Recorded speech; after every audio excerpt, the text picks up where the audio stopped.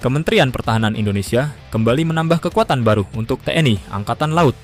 Kali ini bukan melalui kapal perang raksasa dengan bobot ribuan ton yang berdiri gagah di cakrawala laut, melainkan melalui pengadaan MRTCE P-18 atau Multi-Role Tactical Platform buatan Yonka Shipyard, Turki. Sebuah kapal cepat multiperan dengan nilai anggaran mencapai 1,25 miliar rupiah. Sebuah angka yang mungkin terlihat kecil jika dibandingkan dengan proyek fregat atau kapal kombatan utama. Lalu sebenarnya, berapa unit yang didapat Indonesia? Seberapa besar kemampuan tempurnya? Apakah kapal ini bisa membawa rudal? Dan bagaimana pengaruhnya terhadap kekuatan maritim Indonesia? Inilah yang akan kita bahas.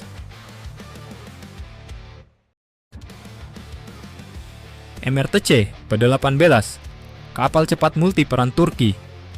MRTC P-18 merupakan kapal cepat multiperan yang dikembangkan oleh Yonka Shipyard, Turki. Sesuai namanya, kapal ini tidak hanya dibuat untuk satu jenis tugas. Ia dirancang sebagai platform fleksibel yang dapat menyesuaikan dengan berbagai kebutuhan operasi.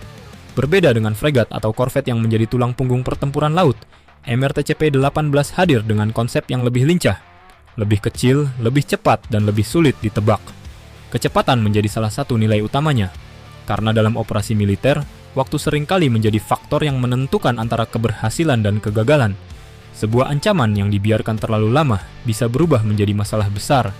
Maka dibutuhkan aset yang mampu bergerak cepat, mendekat, dan memberikan respons dalam waktu singkat.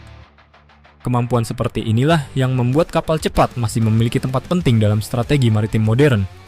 Karena tidak semua pertempuran dimenangkan oleh kapal terbesar. Kadang yang menentukan justru siapa yang datang lebih dahulu.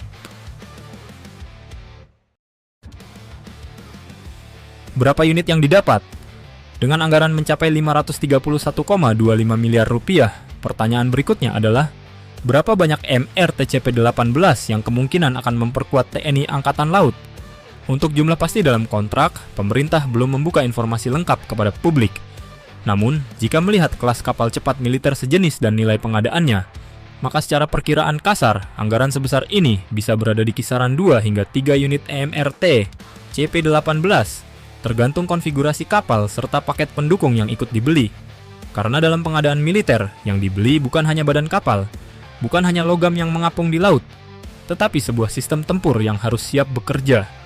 Mulai dari sistem komunikasi, navigasi, peralatan operasi, dukungan teknis, suku cadang, hingga kesiapan operasional awak.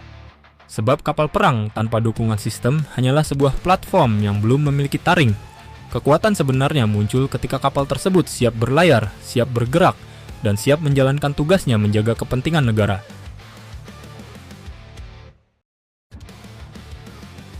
Apakah bisa membawa rudal?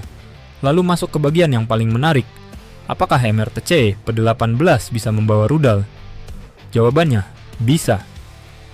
Keluarga kapal cepat Yonca MT RCTP memang memiliki varian yang dikembangkan sebagai kapal serang cepat dengan kemampuan membawa persenjataan, termasuk opsi integrasi rudal anti kapal. Artinya, secara desain platform ini memiliki potensi untuk memiliki kemampuan serang yang jauh lebih besar dibanding kapal patroli biasa. Kapal kecil, namun jangan buru-buru dianggap remeh. Karena di laut modern, ancaman tidak selalu datang dari kapal raksasa. Namun untuk MRTC P-18 yang dibeli Indonesia, belum ada informasi resmi apakah konfigurasi yang dipilih akan membawa rudal atau menggunakan konfigurasi multiperan lainnya. Jika nantinya dilengkapi rudal, maka kapal ini dapat berubah menjadi platform serang cepat dengan kemampuan menghantam target permukaan. Tetapi, jika tetap dalam konfigurasi taktis, maka kekuatannya berada pada kecepatan, mobilitas, dan kemampuan membawa unsur operasi ke lokasi dengan cepat. Karena dalam peperangan modern, tidak semua aset harus menjadi pemukul utama. Kadang, yang paling berharga adalah aset yang mampu membawa kekuatan ke tempat yang tepat pada waktu yang tepat.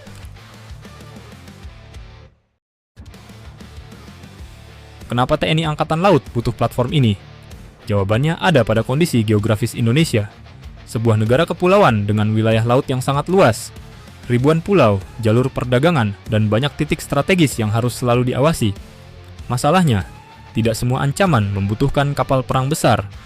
Mengirim fregat atau kapal kombatan utama untuk setiap situasi tentu bukan pilihan paling efisien, karena kapal besar adalah aset bernilai tinggi, sementara laut membutuhkan kehadiran yang cepat dan fleksibel. Disinilah MRTC P-18 masuk, mengisi ruang yang tidak bisa selalu dijangkau kapal besar. menjadi aset yang mampu bergerak cepat, memberikan respons awal, dan memperkuat pengawasan di wilayah yang luas. Karena sebuah armada yang kuat bukan hanya tentang memiliki satu pukulan terbesar, tetapi memiliki banyak tangan yang mampu bergerak ke berbagai arah. Efek gentar bagi lawan. Dalam dunia militer, efek gentar tidak selalu berasal dari kapal terbesar. Sebuah negara tidak hanya menunjukkan kekuatan melalui aset yang terlihat paling mengesankan, tetapi melalui kemampuan seluruh sistem pertahanannya bekerja secara bersama. Dengan hadirnya MRTCE P-18, TNI Angkatan Laut semakin membangun konsep kekuatan berlapis. Kapal besar membawa daya pukul, kapal cepat membawa kecepatan, dan seluruh elemen bekerja sebagai satu kesatuan. Karena bagi pihak yang mengamati, yang membuat sebuah armada sulit dihadapi bukan hanya senjata besar, tetapi kemampuan untuk bergerak cepat, muncul dari berbagai arah, dan membuat lawan sulit membaca langkah berikutnya. Sebuah permainan laut, di mana kecepatan dan kejutan bisa menjadi senjata yang sama mematikannya.